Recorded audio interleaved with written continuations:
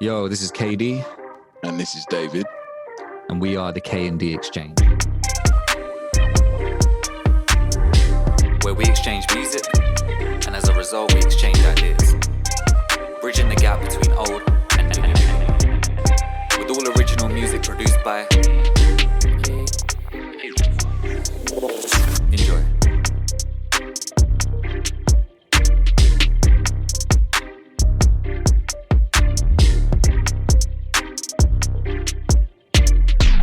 Yo, welcome back to another episode of the K&D Exchange. I am your host, Katie, alongside my co-host, David. He's ripping into a sandwich right now, so I'm not going to ask him how he's doing.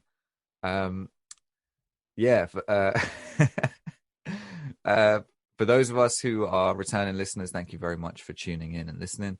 For those of you who are new, we're not solely music anymore. We're just an exchange of ideas podcast now, where we give each other we started off giving each other albums every week to listen to, and then we would alternate. So I would give David an album to listen to, and then the next week he would give me something to listen to, and it would be something that I would give him something I'm familiar with, he's never heard before, and the same the other way as well. We are also diversifying our content now, so we will be dropping these exchanges every 2 weeks, and on the alternate weeks we will be dropping a couple of little bonus episodes. So we will be doing a movie discussion where we'll be going through a small series of movies, and then move on to another one and move on to another one. So those will be every 2 weeks, and then also that same week we will be continuing our solo episode drops. So yeah, back to this one. We are on exchange number 37. And this week, it was my turn to give David something to listen to. So, David, what album did I give to you to listen to this week? You gave me Dark Comedy by Open Mike Eagle. Actually, let me just double check when it was released. Normally, I do the release year as well. Failed at my job, haven't I? Nah, that's cool, man. That's cool. I mean, when was it released? So it was released, oh, wow, day before my birthday, 10th of June, 2014. Oof. So it's old. 2014. That's right. Yeah, man. Yeah. Oh, skiing. I didn't realize it was that. It doesn't sound that old. It's a really, really, what's the word? Like, the production value on it, like, it still sounds really new. I thought it was like at least a couple of years old or something like that. It sounds really, really good. Yeah. So this is one of your more interesting hip hop albums that you've given me. Yeah. Because normally I have a feeling as soon as I listen to an album, I normally pick up on vibes. Like, I really like this, or I really dislike this, or it doesn't move me. Like, I get a read on the album. This one, I don't know like where I sit, because so like I was saying to KD like off air, like, I don't think we're gonna go like track by track on this album, only because like I don't think I enjoyed any one particular song on this album. Okay, sure. But there are elements throughout loads of this album to really, really like. I didn't find it this is the thing, I didn't enjoy listening to it. But objectively, it's not a bad album.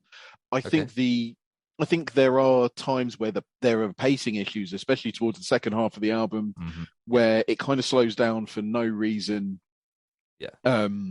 Maybe he could have like had like all the sort of faster, more upbeat stuff, and then slowed down towards the end. Like, there could have been a logical sort of progression towards the end, but it kind of like stutters especially in the sort of the middle to, the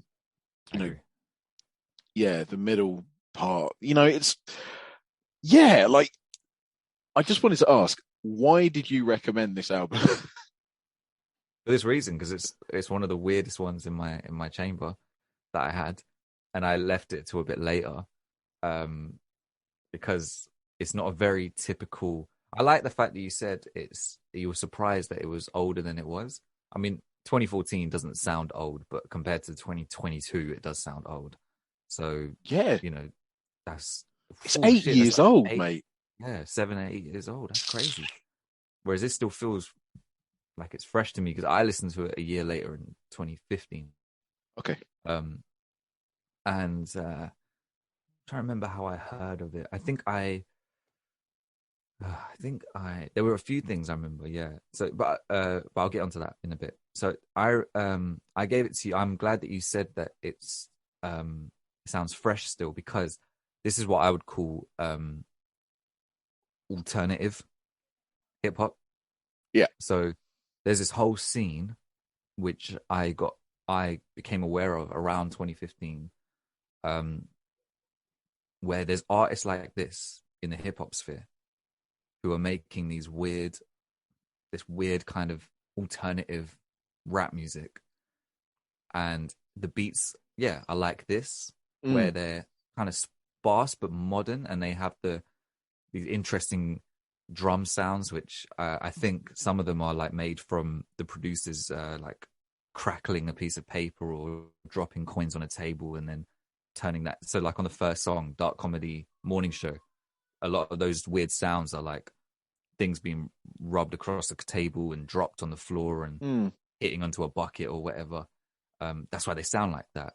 And there's something quite, I find personally, quite aesthetically pleasing about some of the beats, Yeah. even if they're not overtly exciting, some of them.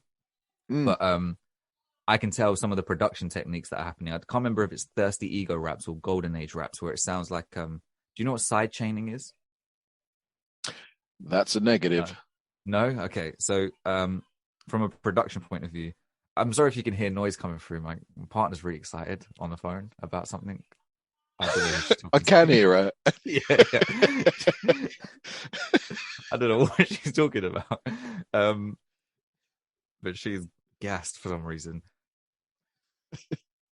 Yeah, I don't know what it is. I'm Probably really about happy holiday. that she's happy. Yeah, yeah, compared to the rest of us. But yeah, no, but yeah, no. So side chaining is a production technique where, trying to explain this. So if you have a sound like a kick drum, Yep. it's just going boom, boom, boom, and then you have let's say a piano sound, just playing whatever. Side chaining is where you take the piano sound, you make it listen to the kick sound, and you tell it to pull down volume every time it hears the kick. So what will happen is the piano will dip in and out of volume every time the kick comes in, and that's a production technique that's used to give the kick more prominence, right? So Because then, is that in, Just Have Fun by Absol? I'm trying to remember. Oh, mate, that sounds really, that It gives it a sounds like, pump, right? Yeah, like yeah, because yeah, the keys kind of like it fluctuates dips in and out. out, Yeah, like, and yeah. it So dips. that's what's happening, right? So, So so that's side chaining. Okay, cool. that's side chaining because you're chaining it to another sound and working it based on that. So you'll hear it in a lot of like EDM or electronic music. The Yeah. way that kick pumps through the mix is Hmm. they're side chaining it to the other main kind of lead, and that's what's happening. It gives it the illusion of the pump Yeah. because actually the other thing is just ducking down in volume, right? It's not necessarily that the kick itself intrinsically has pump. It's giving the illusion of it, and it's used subtly, like with Mm. bass and stuff like that, just like very small dips in volume, just to give different parts of the mix some space. But sometimes, if you push it to the extreme, it gives the pumping feeling. And what if you want to be a bit extra as a producer? What you can do sometimes is you can have the kick and have, let's say, that piano, have it side chaining so that the piano is dipping in and out of volume, depending on when the kick comes in, and then you can mute the kick. So then you just have this piano sound which is fluctuating in and out in a Mm. really weird way. And I think that's what they've done on one of these songs, on Thirsty Ego Raps or Golden Age Raps, and it's got this very weird beat Yeah. where there's just the main sound keeps dipping in and out, but the kick is somewhere else, and it just sounds weird. And I think that's what they've done there. To the point, I played this album in the car once with one of my cousins, just because it was a late night. This is like a late night album for me. I Hmm. was just driving to pick someone up, and he was like, "What's happening with this music?" I was like, "What do you mean?" He goes, "It keeps doing this thing," and he was like doing this waving sound. Yeah, Yeah. because he couldn't explain in Yeah. technical terms.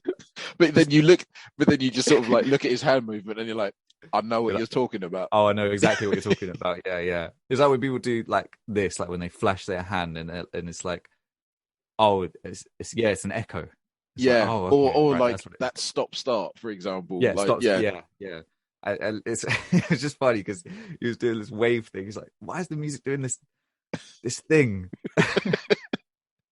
I was like, I can't explain it to you. Like technically, you're not gonna follow what I'm saying, but um, yeah. So there's like all these interesting production techniques, and I think it's on some other songs here as well, which have actually been adopted in some of the more mainstream hip hop.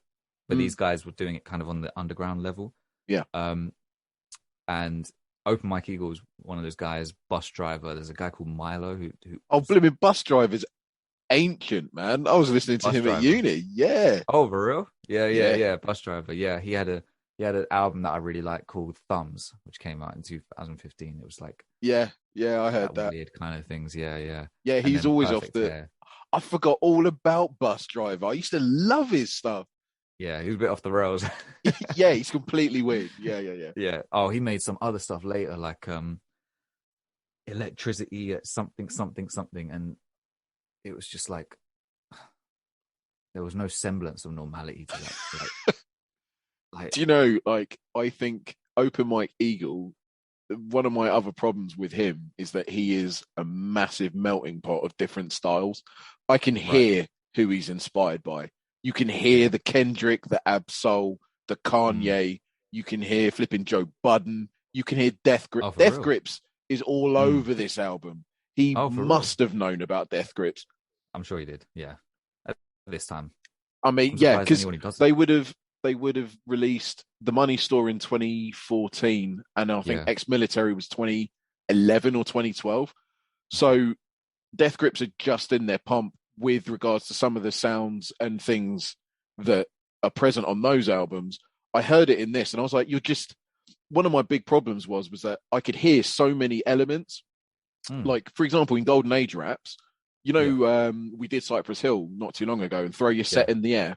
There's Yeah. that weird, that kind of weird siren, like piano sound in the Yeah. back. You're doing it as well. You're Yeah, doing the I'm hand I'm doing it with my gesture. hands. Wheel, wheel. Yeah. So That. that is in Golden Age raps, and I listen to that, and I'm like, okay, cool. You're paying homage to the Golden Age of rap, which Cypress Hill might Mm. have been a part of, where Yeah. that Yeah. Definitely. siren was prevalent in hip Sure. hop. Take Wu-Tang as well for that. But I was listening to it, and I was like, right, okay, cool. Like, I like the musical motif, but then when he says, and I do like this line, but he says like nobody has to pay for anything because everyone's employed. I was like, okay, you sound like Joe Budden when Joe Budden does his like emotional kind of thing, and I'm like, that's Yeah. very Joe Budden. Mm. But then like I hear, like for example, like the dark comedy morning show, the first Mm. track, like it's interesting, but he raps exactly like Kendrick does. Listen to like Oh, Rigor really? Mortis or something. It's exactly the same. That kind of low kind of Oh, like it's very much like a Kendrick vibe. But also again, like with Death Grips, they did this one song called "Oh, for goodness sake." I can hear it. sure. Um, hold on. Uh, oh, no, this is great podcasting, isn't it? What is it That's so called? strange that you made those connections, like especially with Kendrick. I would never have put them two in a room together. I'd put Oh, Open Mic alongside MF Doom more so. I mean, he stated that he's a big MF Doom fan, and they have a song together, which is great. Get Got by Death Grips. Yeah, He God. raps like that Okay.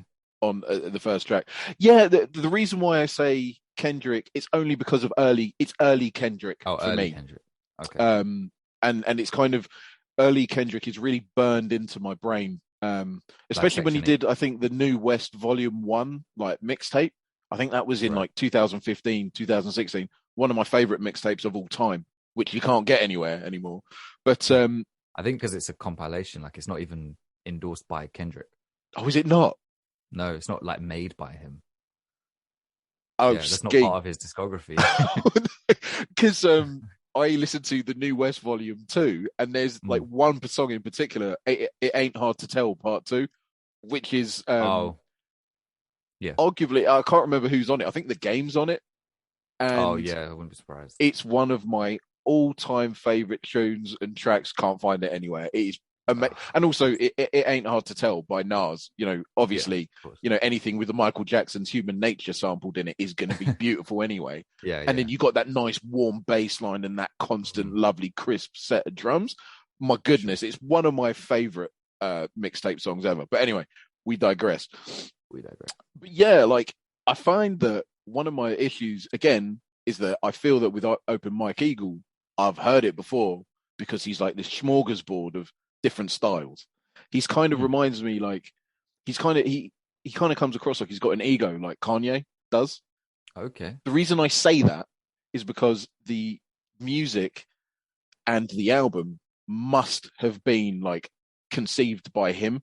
I can't imagine he'd let somebody else like really have a lot of creative control. I could imagine that he's like, no, this is my album, this is my vision, that kind of Oh, creative autonomy. So I'm wondering, and interesting. I also said this like off air, I've kept myself in the dark. I know nothing about Open Mike Eagle. I've only heard him on Mellow Music Group. Mm.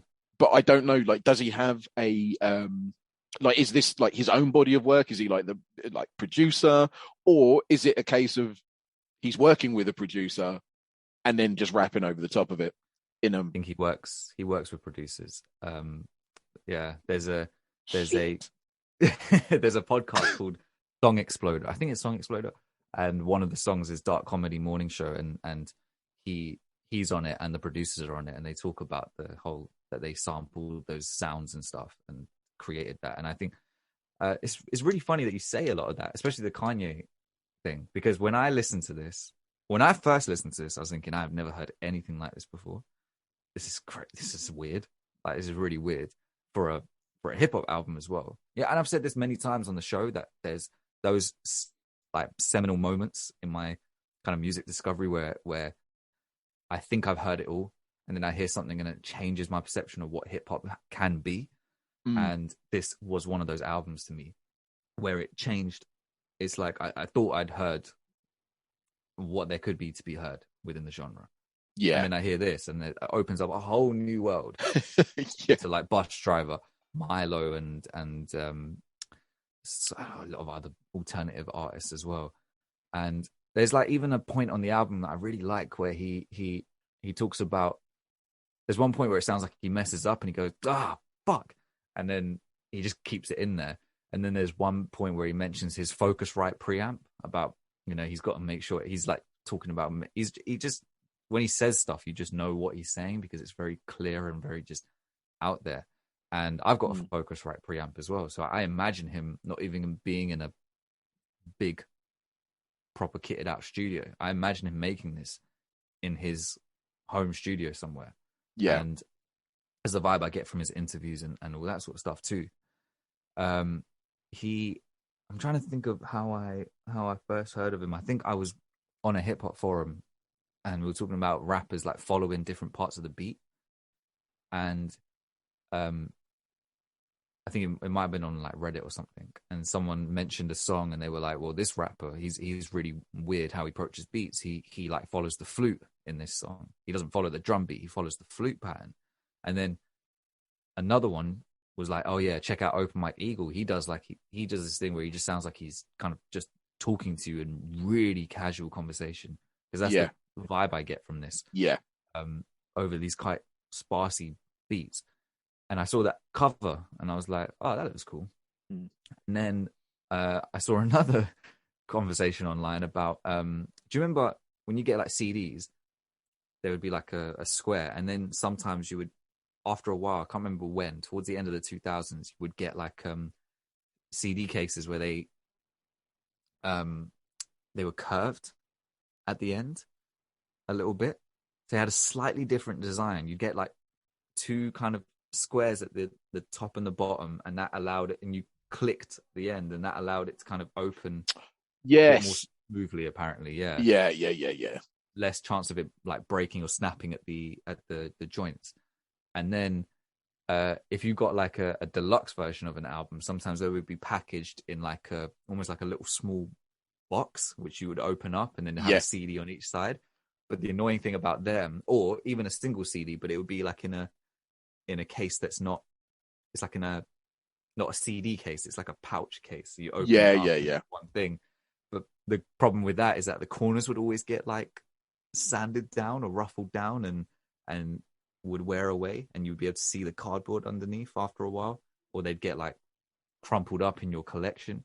And people were talking about that. And this album had one of those kind of nice sleeve CD covers, and I just kept seeing it. And then I watched Dead End Hip Hop, and I'd heard this guy's name on Mellow Music Group.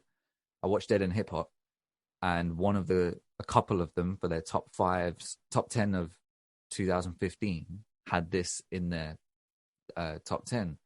And I've been watching these guys for like 3 or 4 years by this point.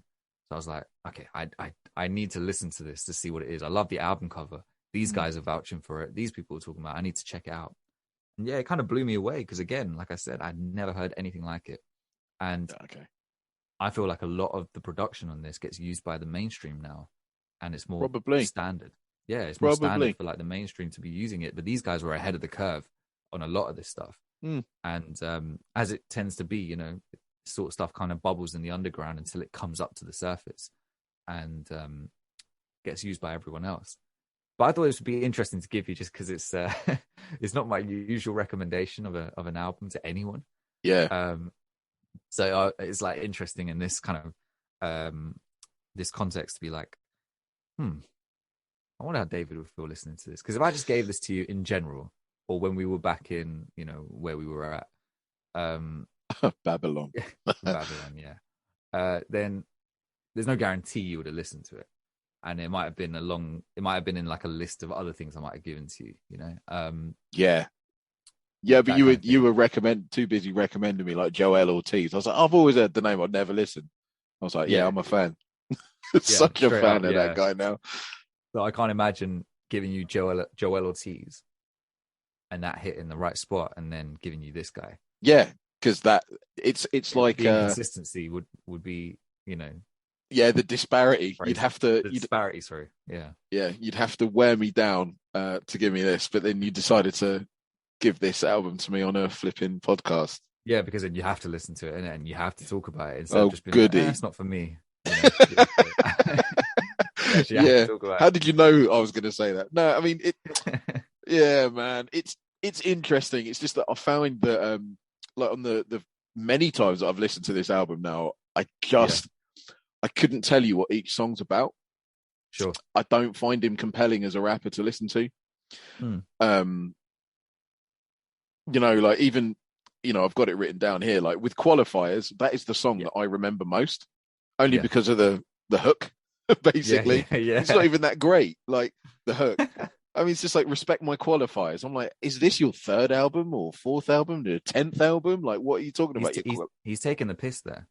He's talking about things that people use as qualifiers for their, for status and acclaim and good to big themselves up. He's very kind of is he satirical?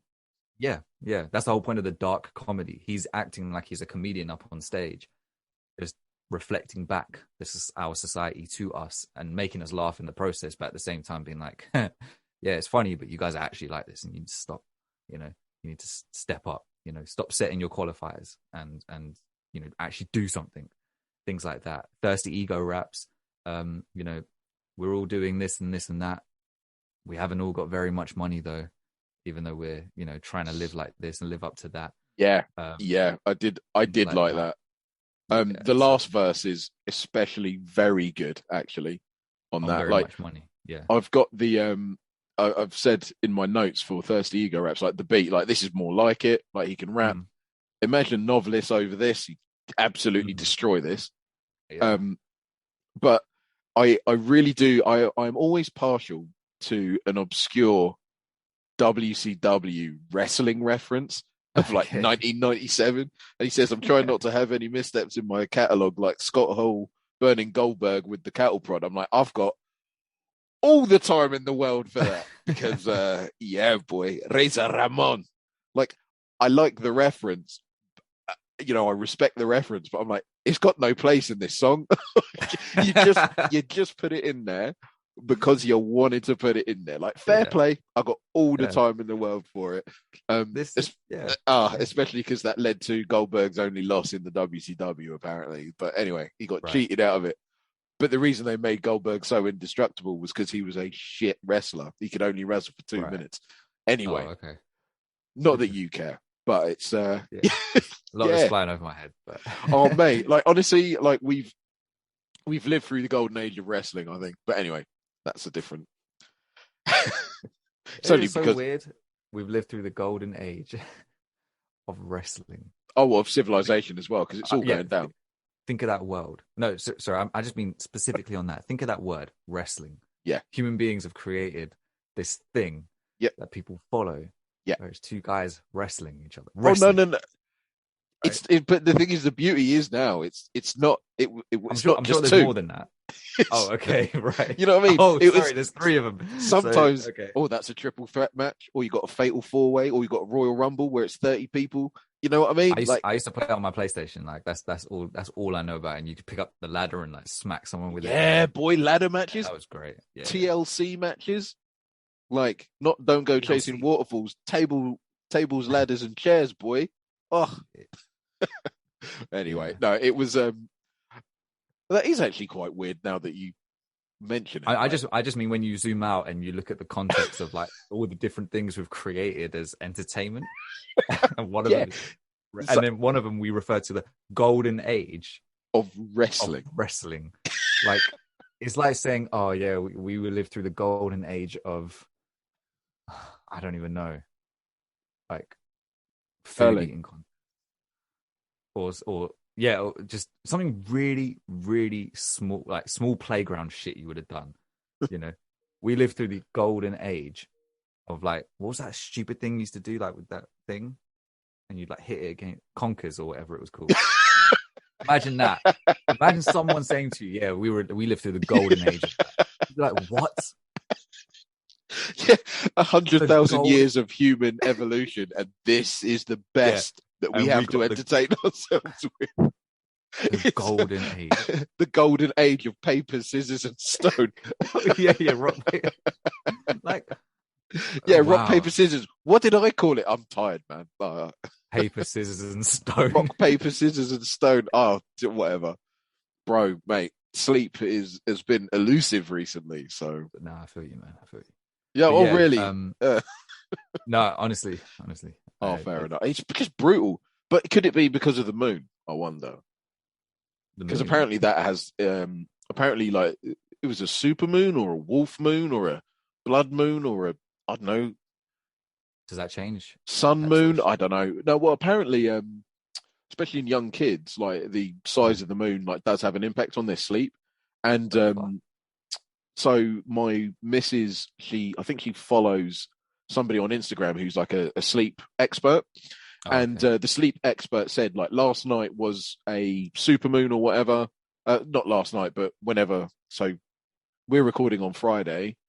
So it would have been Wednesday or Tuesday. But anyway, the morning after this moon event, she said, how many of you parents like had like kids that didn't sleep? An avalanche of responses. Like, my kid didn't sleep very well. Terrible night's sleep. Couple of nights has been awful. This, that, and the other. Like, out of the blue. And so it, I'm not saying that's empirical scientific evidence, but social proofing is telling you that, like, well, hang on a minute, maybe there is something to it. Yeah.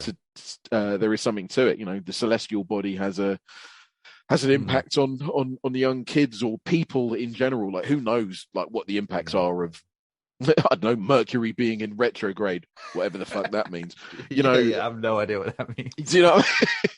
It's in retrograde. It means that it's so far behind the sun. That would be interesting if in the future all that stuff just becomes a given scientific fact, and we look back on today times and we're like, bro, people actually used to resist that and make fun of it and not believe it. That's crazy. Like, it's a fucking fact. Imagine that was the case. Like it just happened to go that way, because there's so many things back in the day that we look at now and we're like, how did they not believe this, or how did they not do that? well, we need to a way to measure it, basically. Like Yeah, I don't know, like is all the planets being aligned? Like, what kind of gravitational effect does it have on Earth? Like, we don't know. We got no way of knowing. I mean, they only yeah. But let's say in recently. the future we did. Like that'd be Yeah. crazy. That's the Yeah, thing. Measurement is the metric, right? But yeah, yeah, it's yeah. I mean, it is quite weird that like for all the advances that we have, and how smart we think we are as a human race, like yeah, there were people smarter than us that lived thousands of years ago that built stuff that they shouldn't have been able to build. yeah. We've got no idea. When I was watching this thing from Akala, he's talking about this monument or building in Africa, which should not exist. It's like it shouldn't exist because of the way it looks and the way it was built, and like Right. the lack of technology they would have had, or whatever the technology they would have had back then. Yeah. How would they have got people to get up there and build it and get it to that level and get it Mm. that precise? And it's just like this. If I remember the picture of it, it's like this. It's like a big cylinder shaped building, Right. and there's something he mentions that it's crazy how they would have been able to build that compared to now. It would be standard procedure, to be able to Yeah. figure out plan it, do it. Back then, it's like you can't even figure out how physically those people would have done it based on what they had at the time because of the way it's structured or whatever. Like, how would they've got people up there to do this part and do Hmm. this and support each other and it's like, basically the whole talk was about things like how we perceive places like Africa and everything like that, when actually Yeah. they've had so many advances in their technology and their civilizations for the longest time. We know this, me and you know this already, but like a But lot of people isn't don't. most of the antediluvian sort of artifacts and buildings and stuff like that are found in like Africa as well as like South America? So by Yeah. antediluvian, basically, I think the basic term is, or the basic definition is like the time before Jesus Christ. I think that's what that means. Oh, is that what it means? Okay. Yeah. That's So anything from before 2000 years ago would be classed as antediluvian. So okay. like the pyramids, Stonehenge, there are some of the stones have been carbon dated to be over 5,000 years old. So they're Wow. antediluvian monuments. The thing is, Stonehenge, there Mm. is no way anyone could lift that up Yeah. I heard a unless mad theory. Yeah, go on, go on. I heard a theory as well the other day, which blew me away. But yeah, no, tell me yours. Mine's probably not as deep. Mine was that some people I've seen some people say like things like um that we don't know the full extent of our human capabilities and Mm, that we've lost a lot of them, and that back ages and ages and ages ago, when we were more tuned in and more tapped in, people could use things like their voice to control things. So, imagine someone singing or humming like a sound a and particular being able to vibration that can a move shit or vibration. crumble stuff. And yeah, and it sounds very science fictiony, but someone was just saying that look, there's like I don't know what kind of they were on some kind of big time spiritual stuff, right? And they were talking about the original humans were more tapped into the source and all that sort of stuff. And it's like, okay, so it depends on what you believe and stuff. I just found it cool to visualize that idea Yeah. of like a human being standing there and not physically lifting the rocks, but just using their voice because it fits to me because I love like it's like the idea of using like music and sound to create something But like you never know. physical. Yeah. Sounds amazing, right? Like I'd watch someone doing that if they could do that. It'd be fucking Yeah. crazy. But It'd yeah, make that was building like one that Lego went a out hell there. of a lot easier. Yeah, you just speak. Yeah. You just Just like speak and just float like all the pieces together do and it. just be like, I've spent £650 on a Millennium Falcon. I can't be spending a week building it. Yeah, now it's taking me 2 seconds to build it. Yeah, do you know what I mean? Yeah. What was your crazy theory? That one sec. There we go. Wife decided to come in and say hello. to everybody and interrupt production. She knows better than that. But Fair enough. I will be giving her verbal scolding later on. Nah, she'll kick my ass. You're joking. Yeah, man, I So can't even. basically, there is one thing that nobody really thinks about, and I didn't think about till I heard it off my brother-in-law the other day. Right. So Yeah. the reason why people could move loads and loads of blocks around, big, heavy 40-ton blocks and things like that. Um, what if the gravity was different? Because gravity is not Oh, constant. right. So what if like gravity was a little bit more kind of like the moon? Because apparently there's been polar shifts in the magnetosphere and things like that that can affect the Earth's gravity. Maybe it wasn't as dense or as active. Maybe the sun, because the sun has impact on gravity as well. Like, maybe some celestial things were going on, which lent itself to, being able to build stuff because it build heavy stuff as well because it doesn't weigh as much. I was going to say, yeah, so because it would be lighter. Yeah. Right? That's crazy to think about. Yeah. But then does Like, that mean if someone jumped on the Earth, they would like stay up in the air for a little bit? I mean, who knows? I've got no idea how it'd work. Like, I've got If no if you were idea. able to travel far reaches of the Could planet, you imagine? but Just like, oh, hang you're on a able to minute. jump. Well, the Incredible Hulk can basically jump from, I don't know, like LA Yeah, to New York, right? So yeah, yeah. without going into space. But anyway, Interesting. Yeah, imagine you could do something like that. Like I said, the gravity's like anyway. yeah, just a bit less dense. But also there is another theory, like why ancient civilizations have stuff that we can't imagine. Like there's stuff in like Indonesia, yeah, the Incas, Aztecs, and stuff that we think in the in South America, especially Africa as well. Like Sure. there's stuff like maybe there was a golden age of technology that was just far outstripped everything that we have now, and then I don't know, some great cataclysm wiped it all out and all that knowledge out. That's a good point too, because there's nothing to say necessarily that this is the first time that we're making a technological feat in something. Yeah. And I saw this video the other day. Well, I randomly went on TikTok and this guy who studies like he's like what's the thing, anthropology or something like that, or Okay. just like or studies human beings or human history or something. And he's or fossil or something. I can't remember what it was, but he said that what always blows his mind is that apparently, or he studies like I can't remember what he studied, but basically there was only a Some smart certain. shit. Yeah. Because I always hate like coming on and saying, "Oh, I watched a video by some guy," because one, I'm not saying that suddenly I believe what's been said, but also I feel like I need to qualify it a little bit, so be specific. Oh, he's an expert. An expert on what? You know what I Yeah. mean? Yeah. Because this is what I think when I hear people say this too. So I'm always trying to qualify it when I say it. But when I mention these things, it doesn't mean I just straight up believe them. It's just interesting. Yeah. But this guy studies some smart shit.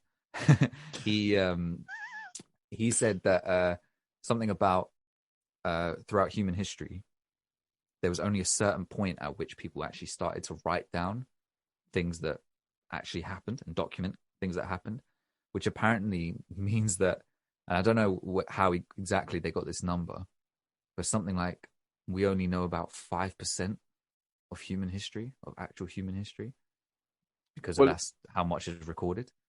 well, if you think about, well, say for example, we started writing shit down 5,000 years ago. Humans only started evolving what 100,000 years ago. I guess Right. that Yeah. makes sense, right? Yeah.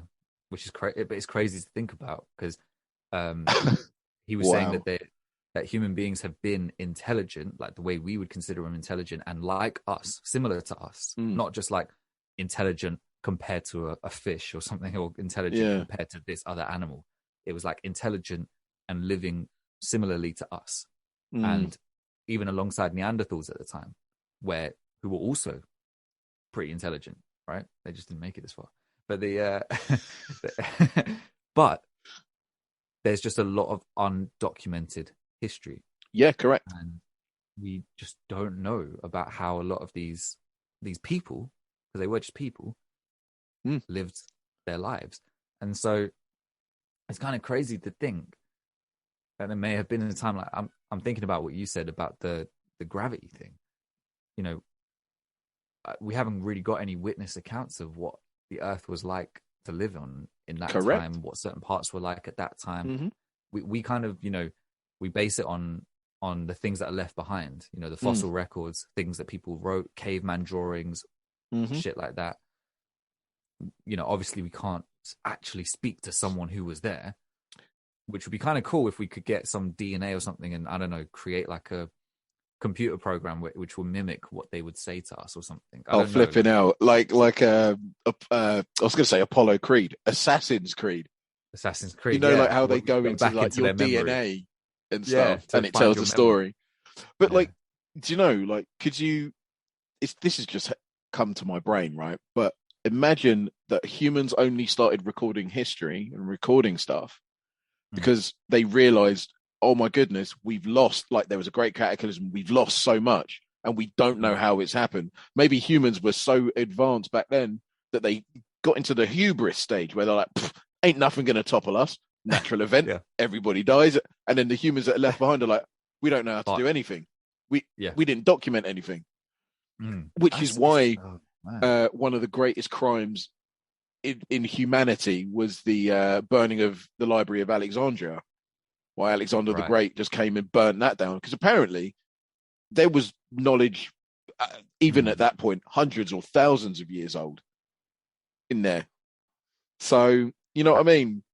that makes me feel so uncomfortable. The idea of, if you watch like a movie that's like medieval or set in the past, Yeah. and when they go like, so Lord of the Rings, when Gandalf's like, I need to go to this place to, you know, find out, because I, he I love suspects Frodo. I love how Sorry, you I've went. just I've You know when you're just thinking finished Lord of about the Rings. medieval stuff, and then you've gone to Lord of the Rings, which is fantasy. But yeah, I hear what you're saying. Fancy, but kind of set in like medieval You setting. couldn't even say, I don't know, Braveheart, bro. Because I don't really watch much of like that stuff. Like, so Lord of the Rings is like my biggest frame rate. Also, I literally finished watching the last film 2 days ago, and I'm Okay. in like extended cuts. So this has Oh, been it's going top on. drawer. You met the mouth of Sauron, for example. Oh yeah, and we watched The Hobbit before that, all extended versions as well. Not a So, fan. well, I just started watching it just because it was on Yeah. Netflix, and then we I watched all don't three of like it. them. I quite enjoy them, but compared to when you watch The Lord of the Rings like straight after, you're just like Superior. so much better. Yeah, Yeah, they're but superior. that, yeah, yeah, for sure. But anyways, so when Gandalf, I can't remember what point. I think he knows about the ring. Frodo's got the ring. This is right at the beginning, and then he's like, "I need to go to this place," and effectively, I need to do some research, right? And he says, keep the ring safe, hide it, don't let anyone know it's here. And then he rides off, and he says, I'll come back. And he goes to this place, and he's like, they take him downstairs, and there's just stacks of papers and books everywhere. And then he Yeah, starts yeah, yeah, reading yeah. them, and I'm just like, what if you dropped that fucking candle that you're holding to light your way, Yeah. and you just cause a chain reaction Yeah. and burn All that down all knowledge. that knowledge? Yeah. Gone. How are you going to find out about the ring? Yeah. Like, for example, Well, he'd just where go did to you his get that mate information? Saruman, and then Saruman would betray him. Like him going off and doing the research doesn't really add anything because he he just He kind could of go to needed. Saruman. He could have gone to Saruman and just be like, "Look, just burnt that. Like my bad, bro, innit? But I just burnt Yeah, down my the bad. library. But yeah, But don't don't don't worry get too about that. pissed. Don't watch that. Yeah, I know that don't you and watch me that. are like we're brethren Yeah, in that, right? we're Like, brethren. Yeah, so you know what I mean? help a Like, boy out. and then Saruman will be like, "I will kill you," and then he's like, "Oh no!" And then yeah, and then he's gonna go and whisper to the little The butterfly little. on top, and he's gonna be like, "Well, Oh yeah, of course. Saruman's not about it anymore. Man's Yeah, acting like a bitch ass, and he's betrayed me, so I know he's bad. So the Ring of Power is real. We got to destroy it. that's true. He would have I'll go to deducted my it somehow. bro in Elf Town. I'll go Oh to yeah, Agent in Smith, Elftown. Agent and Smith. then That's it. Yeah, I said the yeah, same thing when I watched it. I was like, I swear that's. But yeah, um, yeah, that always made me feel a bit uncomfortable. Like the idea of um there being like physical versions of things, and then what if they just get destroyed? Like if there's like a master copy of an album or something, or music or whatever. yeah. But yeah, like what if it just gets destroyed? Yeah. that kind of thing. Yeah. No, I hear you, man. It is uncomfortable. But the thing is, accidents are one thing. What I detest is the fact that somebody would go to a vast basin of knowledge Mm. and willingly destroy it. Like, Yeah. what the frick? Like, Yeah. well, you know, So arrogant, right? so arrogant. And, you know, I think it was Alexander the Great that did it because, you know, not so great, you twat. But Alexander yeah, the Twat. apparently, if that didn't happen, we'd have had a man on the moon in year 400. If that's the case, then what was In the in? year 400. Apparently so. I mean, I don't know how that's come about. Like that stuff I've heard throughout the years, and you know, one of my professors at university said the same thing, and that's just stuck in my head. His name was Frank Furedi. Yeah, Year 400. yeah. Apparently so. Apparently they were so advanced. Like the So we're library talking itself was building. advanced. We're talking building a spaceship or like a rocket. Yeah. 400. Well, they. So I think like Or the are we talking biblical. like a massive, powerful catapult? So I'm thinking that what so knowing so like in the Bible there's like the Tower of Babel, and what that was designed for was to kind of be built to like basically go into space, so it'd be Right. rooted on the ground, but it's so massive it could go into Yeah. space. I'd imagine that it would be utilizing like trying to build some massive superstructure like that. It would reach up into space, and Okay. they literally just push themselves to the moon. Although I'm That's wondering, hilarious.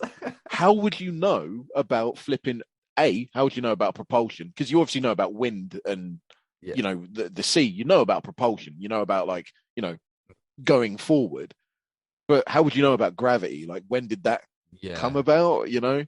But would they, Um, that's what I'm wondering, if their knowledge was so advanced, would they have known about that? Would they have known about the lack of oxygen in space and all that sort of stuff yeah. too? Well, They've just I'm gone up there and been like, I can't breathe. well. To be honest, to build a structure like that, you would have people going up there, and when they're working, they're like, "Oh, it's getting a bit hard to breathe. It's getting a That bit makes me so parky out. It's a uncomfortable. bit cold." That makes me so uncomfortable that they'd go up there to build. And if they just start running out of breath, feel faint. If they're Yeah, working on they're the just out, like, I "Oh, mean, I feel whatever." uncomfortable seeing people working on the scaffolding on like some of these houses, Yeah, right? Because what if you fell off?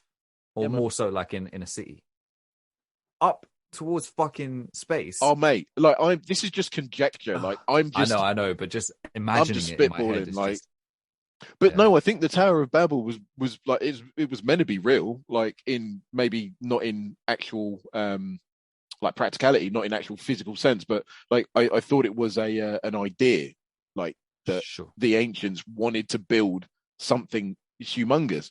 And the thing is, as well, because well, you know, 21st century or 20th and 21st century, we've completely caned the Earth's resources. Maybe at one point we had the resources to actually go and do it, and maybe the gravity was so different thousands of years ago that building mega They just structures like floated this up. wouldn't have Yeah, been a problem. They'd have been chucking yeah, up 70 yeah. They ton could just rocks, just like, chuck yeah, up bro. stuff. Yeah, man, Yeah, chisel that rude boy. Also, how are they chiseling stuff to such a, such a degree. Yeah, like you know what I mean? Like, this is laser precision they're dealing with. Yeah. Listen, human nature, like, I don't know if you've ever tried to, like, draw a circle perfectly, mm. but your hands can't do that. There's no way that you could chisel, like, our human brains and hands are rubbish. Like, this. Anyway, bro, I've But just realized, yeah, yeah, instead of talking about this album, we're out in the woods here. yeah. Because I was about to say actually that when you look back at some of these guys, when you look back at some of these guys in the past, you think that idea of, oh, we're just so, oh, look at us, you know, we can only do this, we can't even do that, blah blah blah, kind of gets dissolved a little bit because you look back at them and you think, oh, what's his name, the guy who made Michelangelo? How is this guy looking and looking at a piece of stone, a piece of rock, or a boulder or whatever, and saying, Yeah, yeah, I see the piece already. I just need to find it. And then, you know, in his most humble, braggy way, and then, you know, the piece is already there. I'm just the guy who tries to get to it. yeah, It's like, bro, you've created a person out of a rock. piece of rock, Yeah, and it doesn't look stupid. yeah, It looks right. like it looks like you built it from the ground up, not that you built into something or chip. Like Yeah, It's not a positive of adding stuff where you just created from a foundation upwards. It was a negative process. You took away from something already existing and created that thing that was yeah. there. Like, I kind of believe you. Yeah, it's almost as if you had X-ray vision. You saw there is a person inside that rock. We need to get him It's out. crazy, isn't it?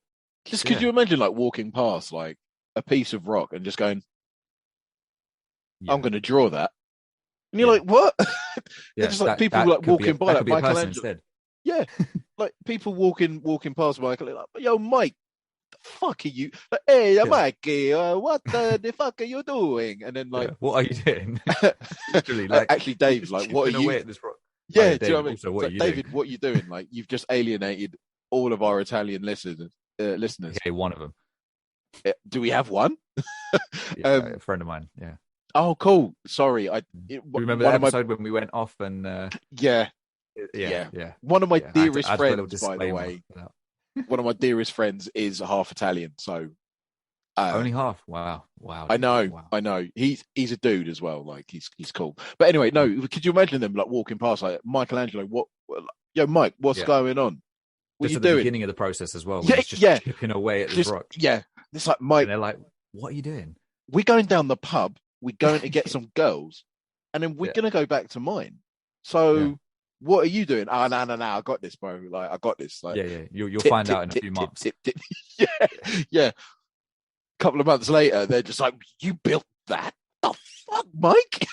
Yeah, and then 5 minutes later, they're like, "Okay, so Okay, let's go down why the did you pub. do We're that?" gonna get some Yeah, girls. yeah. All right, now let's go. All right, cool. All right, throw it away. Let's go. But isn't that actually like isn't music kind of like that? Like you've got the rock is like all the sounds in the universe, and then you chip away, and then you Yeah, come up with an album like Open Mike Eagles Dark Comedy. I was thinking of a way to segue it back as well, but yeah. I wonder if they. I'd be interested. Do you know what would be so interesting?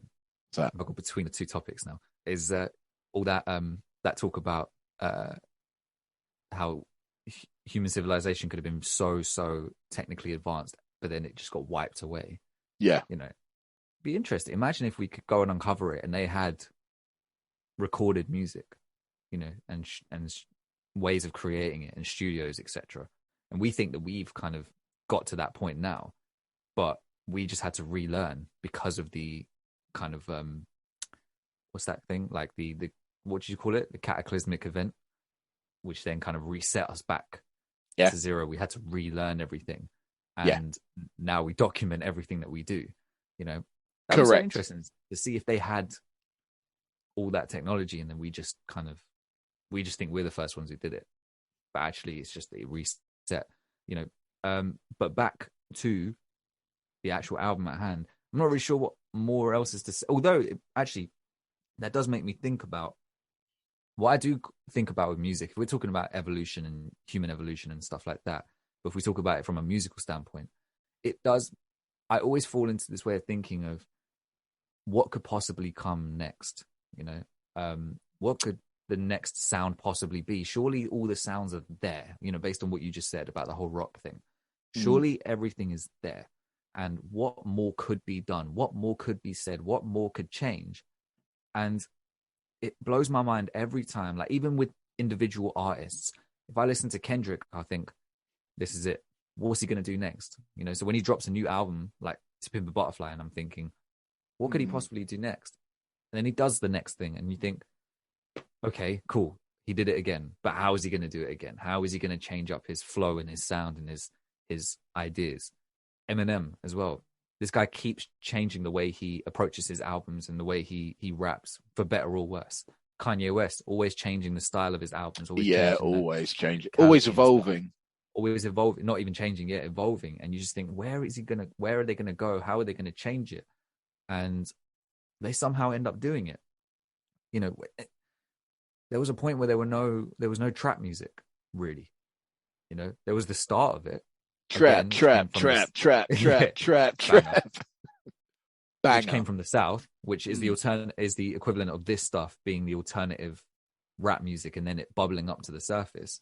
The South was kind of underrepresented back in the day, in the early 2000s or whatever, or Ludicrous. the late 90s. Yeah, yeah. And but that trap stuff that Ti was doing, you can hear You can hear the the influence brutality of now. it. Yeah, Yeah, yeah, and Twenty yeah. Six Mafia and all that stuff. And then the South has now become the dominating force in hip hop. Probably Yeah. thanks to people like Outkast and Goody Mob and all that sort of stuff, UGK, and UGK and big crit now because UGK he's just is released a new yeah, one, I think. that's cool. That's true. Yeah, which is really nice sounding actually. Oh, you've listened? Um, I got to yeah, I listen. listened to it last night. Yeah. Um, and so stuff like this as well. Like I'll listen to this back in the day, and I think, how, like, but then once you hear it, you think, oh yeah, of course. Why didn't I think of doing that? Obviously, that's so easy to watch something or think of something and Yeah, think, how did I not think of that? Well, you're only thinking that now because you've come across it. exactly. There will be another thing out there in the future that Mm. you'll come across, and you'll be like, fuck, I didn't think it. Like, I don't know what the next sound is going to be within hip hop. You Yeah. know, is the trap sound going to fade out? I can already hear it changing into something I'm not really into, but it definitely is still changing though. It's Yeah. different to how it was 5 years ago. Mm. But then what's the dominating sound going to go into? Is it going to go back to something else, but with a newer take on it? Is it going to change into something completely different, like some of the more dancey stuff that Vince Staples was doing for a while? Is it going to turn into that? Are we just going to get a shattering of, like, not shattering, like a splintering of all these different things that we don't even have a unified hip hop anymore? It's just, Yeah, it's like a conglomeration of yeah, loads of, like a they're all their own conglomeration little of loads of genres. different. Yeah, exactly. Yeah. So Yeah, if I you don't want, know, man. whatever, it's weird, right? To think I about. don't know if there's going to be like. I think that everything is becoming so sort of homogenized in a way. Yeah. Our technology, where we get our news Oh sources yeah. from, Yeah. Yeah. um, the films that are being made. I mean, Yeah. there's no originality anymore. You're just adapting comic books or you're adapting old films that have already been Yeah. made. Like That's true. Ghostbusters. Why did you need to Yeah. remake that? Literally. Just leave it. Why have we got another one? Yeah. Just I wonder how those conversations go. Like, I can understand the MCU because they're creating this continuous story. At the and it's same its own time, universe as well. it's Like its this is own the thing. universe. Like I Yeah. get it, Right. Yeah. It's not but like, they're oh, there's a adapting existing material. None of it's fresh. Thanos, true, true, for true. example, has been around since the like they all been Yeah. around Right. forever. Yeah. Same with Yeah. anything superhero or comic book related. Well, they're getting their ideas from something. Even the best, Yeah. one of the best shows that I've ever seen in my whole entire life, I found out the other day was adapted from a book, and I was like, of course it was. The What show was it? Expanse on Oh, okay. on Amazon Prime. If you're into science fiction, it's one of the best shows I've ever seen. Honestly, I think about it. I'm like, yeah, Mm. actually, it's because characters make mistakes and they grow and they learn and they get better. They get Sure. injured. They fuck up all the time and they still make the moral call, right, Yeah. mate? You know how there's this like at the moment, there's this kind of narrative that women need to get their shine in like series and seasons and hold positions of power and things like that. Like everything's equal. Well, if you want to see a show where you've got capable women, this Mm. show is for you. It's got one of my favorite female characters in anything. She's up there Mm. with Ellen Ripley, and yeah, man, she's up there with like Mm. badasses like that. Sure. You got to watch the show, man, and you'll find out who it is. It's so good. Anyway, right, I Sure. digress. I'll put that on the. Well, we can. We can talk about the thing is, We can talk about it. I wouldn't say watch the first episode because it took me 2 or 3 times to watch it, Oh, is it and slow then to burner? get you got to see the first 2 seasons because it is crazy. Anyway, Oh, okay. I'll but add it what to I the was list. saying is, I was really pissed off. I thought it was an original story because I was like, oh, Sure. it's amazing, but it's adapted from a book, and this is where we are in Yeah. society at the moment. It's very much an adapt and amalgamate and sort of like make everything into one kind of medium. So I Yeah. wonder if hip hop, and I hope it doesn't. Like I hope No. hip hop Yeah. stays true to its roots, which is a good beat, a good bass line, and storytelling. Just tell me a story. Tell me what it is. Let me into your world. I hope that Sure. still remains the core, not just I want to make money quickly and I want to do the most sort of commercially viable and soulless kind of music. Drake, and yeah. I'm gonna throw a little curveball to your roots thing, Oh, go on. because the roots of hip hop are kind of in partying. Yeah, no, true, true. Yeah. Good point. So actually, if we wanted to go back to the roots, Well, then fine. Fuck it. Let's have a gonna good get time more then. of that. Yeah. All It right. was pretty good. So when I And say also the first major hip hop song was stolen as well. As in, like, Sugar Hill Gang didn't write those bars. So Grandmaster Caz did, and they stole it from him, and oh, they made it awesome. But he into got a a. big old fat paycheck though, didn't he? I don't know if he got compensated for that. He better have. That's. I hope Do so. you know Yeah. what? This is why, like, I haven't started a like YouTube channel of like loads of my guitar ideas, for example. Sure. Because Yeah. if I found out that somebody had adapted one of my guitar licks and not given me credit, I want to go and, like, you know what I mean, like, add to the stereotype of black people, like, and I'd start cutting and stabbing, man. Like, genuinely, you joking? Uppercutting on Well, sight, bro. have you seen that film on? I don't know if it's on Netflix anymore, but it had Joey Badass in it. He was in the main role. It's like a short film, and he wakes up at this girl's house, and then and they just have a conversation, and he's about to leave, and then this police officer stops him, and he complies and everything, and then he ends up getting shot, and then he wakes up, and it happens again. Like, he wakes up back in the girl's apartment, and he just thinks, "Oh, I had a bad dream." But basically, it's like a Groundhog Day thing. It keeps happening to him, no matter how many Right. ways he tries to change the course of the day. Somehow he keeps on ending up in front of that police officer Yeah. and getting shot, and then waking up again, and keeps going through it over and over, and then to the point where he even ends up, like, changing every detail of what because, like in Groundhog Day, when he starts to notice that person's going to walk past here and then do this, and he starts to notice these things, so he tries to put himself away from the situation that caused him to get shot. I have seen this. Yeah, he ends up talking to the police officer even, and trying to explain things, and then something will happen, and he'll get shot, wake up again. Basically, that someone had the idea for that, and I think made like a script or a student film about it or something. I can't remember the exact origin, and she was approached by this company or something, or the news company, to cover it, and she discussed it, and they talked about it, and then she didn't hear back from them or something for a while, and then this movie got advertised. It came out, and then it said one of the executive producers, or in production with, and it was the media company that came and asked to talk to her about the film. Yeah. They gave her no credit for it. They effectively, it was a news outlet that wanted to do like a feature on it, but they ended up just taking the idea, sue the fuck out of giving him. it. Yeah, and it was crazy. It's like, She's got intellectual property on that. Like, that's her IP. So you're actually I'm not sure on the law, but I'm sure there's because there's a lot in, like, business. Like, I work with a lot of like universities and stuff who do like scholarship programs, and they work with a lot of IP, especially with their PhD programs as well.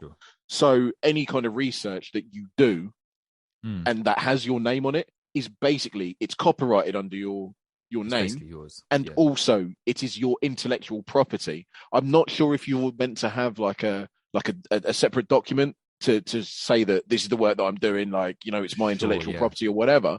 But I think if it's your script and they are aware that it's yours, that is your intellectual property. So I really hope she's compensated. Same. Because that's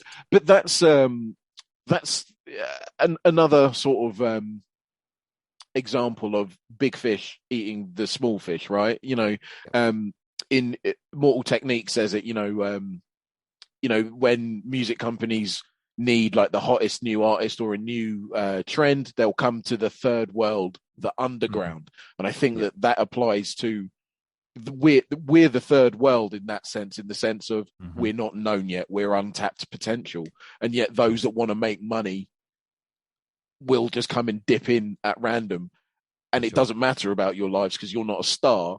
Like, do you know what I mean? It doesn't matter that 100%, could destroy. 100%.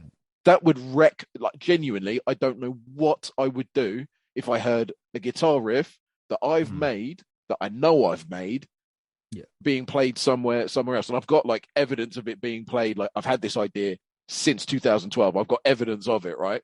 I Right. couldn't imagine if somebody, if that was popular, Yeah. like my riff, I would go, I wouldn't be okay. It's No, like, no, because you imagine 100%. somebody steals your beat, for example, and Yeah. say, Lil Wayne, here's one of your beats that Amos has made, Mm.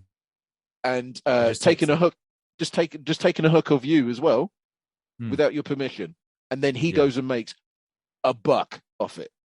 How you feeling? Yeah. How you That'd be, feeling? that'd be some fucked up shit, man. Yeah, because Lil Wayne, as much as I would be scared to be in the same room as him because he's not human, I would forego that fear, and I'd go in there and be like, Wayne, Yeah. you need to give me some bucks, and you need to give me Yeah. some recognition and flowers, boy, 100%. because he's only what, Give me 5'6", something. something like that. Yeah, yeah. I'm But more scared of the people around him.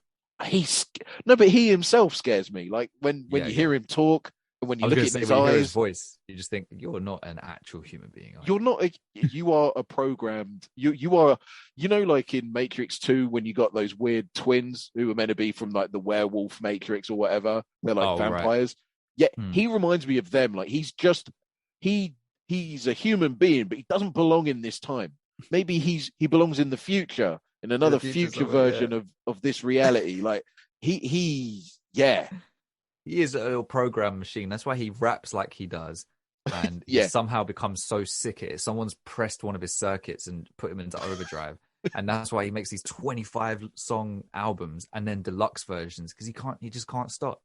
Yeah. He's just not real. He's not human. And the thing is as well, like there have been some duds, but he does do solid gold. Yeah, 100. Yeah, He's yeah. really good. But yeah, He's really good. imagine if he stole one of your beats. I mean, like genuinely, I Yeah. don't know if I'd be okay with it ever.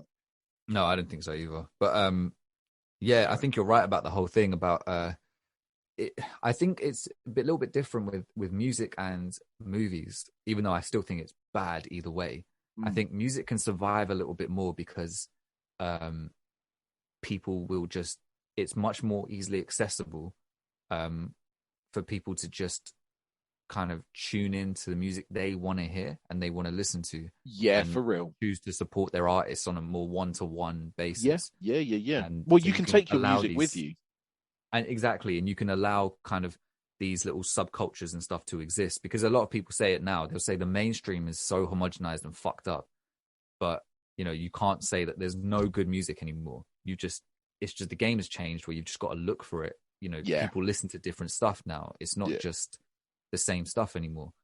With movies, it's different because they're made differently, they're consumed differently, and then you have to convince people to go and buy a ticket to go to the cinema and watch these movies, and like part with money to go and do that.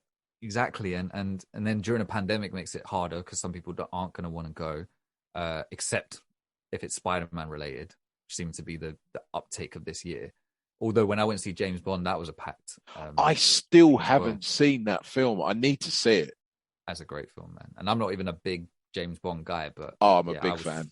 I was fully in it, like fully in it. To be honest, like people always say that, like, Sean Connery's the best Bond and all that. I'm like, nah, actually, no. I really think Daniel Craig is amazing, but I think because he's 21st century. Maybe that's recency bias, right? And he's not he's not as cheesy, like with his lines. Oh, Miss Moneypenny, pushy galore. Oh, come on. You see, like someone like my uncle thinks he's being really profound when he says things like when the first Daniel Craig movie, what's it called, Casino Royale, that came out. Yeah, he was like, he's sighing what he said. So he's like, I remember him saying to us, see, the problem is now they've changed James Bond. They're making him less like Bond, making him more like Jason Bourne. He's doing this stuff and being like this and being like that. And I was like a bit younger then, so I was like, okay. Did Jason Bourne get his nuts kicked in? Oh, I remember that. Yeah, Fuck. Oh, that's a horrible scene, oh, man. it's one of the worst ever. Yeah, but I think his point was like about it. Oh, they're trying to make it too gritty and modern and up to date. And all I'm hearing is you're stuck Things in the were better in past. my day. Yeah, you're stuck in the past, and you don't want anything to change. He does the same thing with music. He does the same thing with Mm. everything. It's just, oh yeah. But If I'm being real though, objectively, James Bond Casino Royale is one of the strongest James Bond films I've ever seen. I've seen them all. Believe sure, me, I know yeah, them all really well. I've okay, grown up with them, and for the most part, I love most of the James Bond films, most of them. sure, Objectively, as a film, it crams in. There's so much action. There's a pretty good storyline in there, but it also mm, does the love thing really well. It's not over the top. It's sort of yeah, like a love built through trauma. Like it's basic attraction at the start. Trauma happens. They solidify that bond, and then sure, she, if you haven't seen it before, it came out in 2006. So spoilers.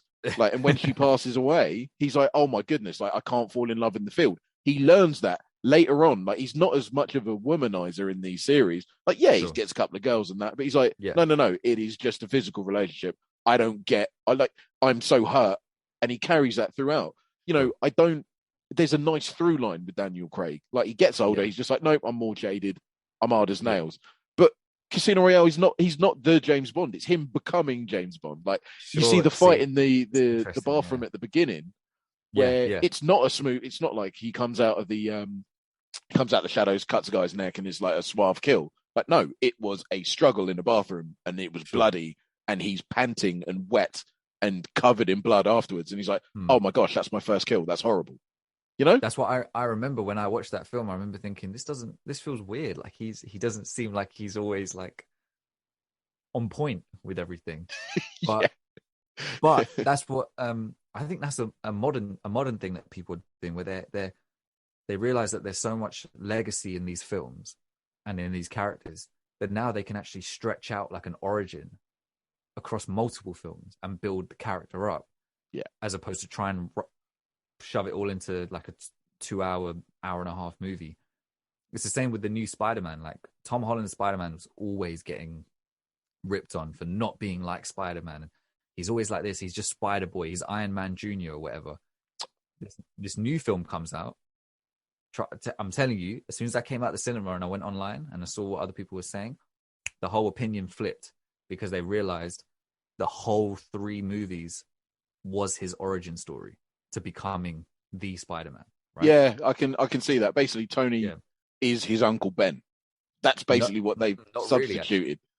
That's what I thought at first, but All right. actually it goes a bit deeper than that, right? Right. Because in the comic books, right, I'm not going to say why, Okay. but in the comic books, I people always love this whole thing with especially with Marvel because they do adapt from like the comic stories and stuff like that, but they always forget the Spider-Man at the beginning teamed up with the Fantastic Four and looked up to what's his name, Johnny, the one who could set himself on fire. Yeah, Johnny Blaze? No, Johnny Blaze, Johnny Storm.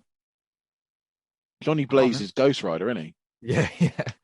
But he basically he looked up to him, right? So he had like a mentor, and it wasn't even Uncle Ben in the comics that said, "With great power comes great responsibility." That's a Sam Raimi thing, and from the cartoon as well, probably because they took a lot of influence from the animated series, but that's not a comic book thing. That was just in a panel above like his head from the narrator saying, "With great power comes great responsibility." And then, people's different interpretations came on. And now some people just think that the Sam Raimi trilogy is the definition of Spider-Man. It's not, it's an interpretation of it, you know? Mm. And the turnaround after this new film, suddenly it's like so many different turnarounds happened. Suddenly it's like people saw the whole vision and saw the whole thing, you know? And Yeah. I feel like it's the same for James Bond, like what you were saying. That was really interesting that he was becoming James Bond through Yeah. these movies, Not the as opposed to finished just, article. yeah, he didn't just come in and he just was this guy who could just do whatever. I It's can far take more on the interesting. Soviet Union with a silent PPK. Yeah, it's like, okay, well, I don't relate to you in Yeah, what anyway. yeah, but But that's it. It's regardless, modern audiences, isn't it? exactly, yeah. Whereas, but those that doesn't take away from films like the other ones, because Yeah. I remember when I was younger, they were still like loads of fun to watch and everything like Oh, that. Jaws is one of my all-time favorite characters. Like I've I actually always saw him loved in a Jaws. restaurant once, like the Blimey, actor. Yeah, it was so weird. so he is so scary looking. Oh, mate, yeah, I've he was got a scary. childhood fear of him. He is what you know what? He's like a real life cave troll from Lord of the Rings. Like I always just thought like he's just massive and ungainly and like instead of taking on a shark and like being afraid of it, he just bites into it and beats it. Yeah, no, for sure. Love it. Oh Yeah, mate. but I think that's the difference with the movies and the music is that with the music you can have someone like Open Mike Eagle and his ilk kind of existing within their own kind of realm and having a strong audience following them and supporting them and going to their shows and stuff, even if the mainstream is currently dominated by something completely different. Mm. With movies, it's probably harder for like an art house movie or a drama kind of movie now to compete with the 5 MCU movies that are going to come out this year, Absolutely. for example. And Absolutely. that's not me shitting on the MCU because I love the MCU and I'm excited for all those movies and the Batman one as well. But I've heard you know, like the Batman's it's going going to to be be like 3 hours. unbelievable. Yeah, it's going to be 3 hours long, so they're not. I don't think they're skimping over anything in that one. Um, Oh, I can't wait. but yeah, I'm looking forward to all the MCU movies and stuff. But at the same time, I understand the issue of, again, that's just another form of, unfortunately, the experiences now become homogenized. Because even with me, I realized that I'm not really going to see any films in the Mm, cinema that aren't big event films like James Bond or an MCU movie, and didn't even realize that happened until a few years ago when I was like, yeah, I don't really go see any other movies in the cinema now. You know, yeah. No, I um, hear you. if I see a trailer in the cinema for the movie, it used to be like, me and my partner would sit there and be like, oh, that looks good. Yeah, we should go see that. But now it's like, if we say, that looks good, should go see that. We're probably not going to know when it's going to come out in cinema, like closer to the time. We'll probably end Mm, up seeing it on Netflix or Disney or something and be like, oh, that was that film I saw the trailer for. Yeah, let's watch that. As opposed to buying a ticket and going to the cinema and watching it. Compared to an yeah, I hear MCU you. movie, it'll be like, oh, Marvel movie coming out. I haven't even seen the trailer, but I'm going to go see it. You know, it has homogenized it. You know, Yeah, it has. I think that's it where we're has. going in general. Yeah, But you know, mad. But yeah, yeah. So I feel like we've talked about quite a talked lot. around it. We talked around the album, yeah. But it's an interesting album. It's an interesting part of the genre that I think anyone should kind of listen to. Do you have a top 5 to round it out Nah, and a rating? I You don't have a genuinely, top I 5 didn't at all. really, there wasn't one song that I genuinely liked from start to finish or You're big tripping. parts. Sorry, bro. This gets a 4 out of 10, if that. What? Yeah, for me. Sorry. Rough, But rough. next exchange, you are getting one of my top 10 albums of 2021. You are getting the Lesson GK's album called Another World, and listen to Trash. that. Sounds trash. It's 36 minutes long, mate, and it's 10 songs of some of it is real good. I guarantee you're going to enjoy some of it. By good, you mean trash, right? Just listen, and I'll be loving watching you eat some humble pie in the next one. Okay, yeah, sure. All right. Yeah. Well, listen, folks. For the abrupt ending, I actually have to run because you know what I mean. Man's busy out here, as I'm sure all of you are. So if you are, busy and still listening to us, thank you so much. We hope that your family is all good, you're all good, and if you're not, we hope you get better soon. And Mm-hmm. reach out to us, say hello, all of that stuff. Yeah. Thanks Yeah. so much. Big love Shout and out to Open Mike Eagle as well, because David's big a love. big Open Mike Eagle. Maybe I need to live with the album. I need to live with it. It's not yeah. one. I had the benefit of living with it, to be Yeah, fair. So it's not one that you can like easily. It's just one that I think it's going to grow on me. I think, and I'll be like, KD, mate, I can't believe it. I play it can't when you're believe it. feeling calm, Yeah, calm and chilled out at night, and you're just chilling. Just put it on. that's it. Just I will. let it float. All right, then, everyone. You take it easy and Peace. peace.